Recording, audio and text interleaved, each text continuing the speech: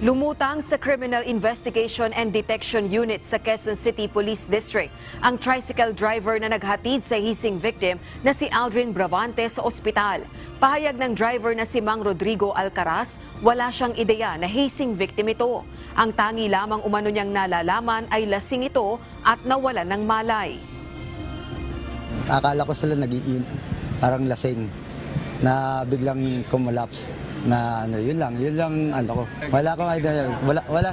Walang kumusyon kasi nangyari doon sa ano, doon sa pinuntahan ko, walang kaguluhan.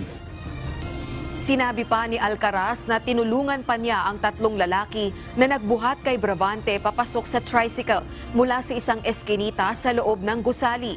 Matapos anyang maisakay si Bravante sa loob ng tricycle, sa backride naman umupo ang dalawang binatilyo na naghatid sa ospital. Si Alcaraz ay nagtungo sa CIDU para magbigay ng salaysay.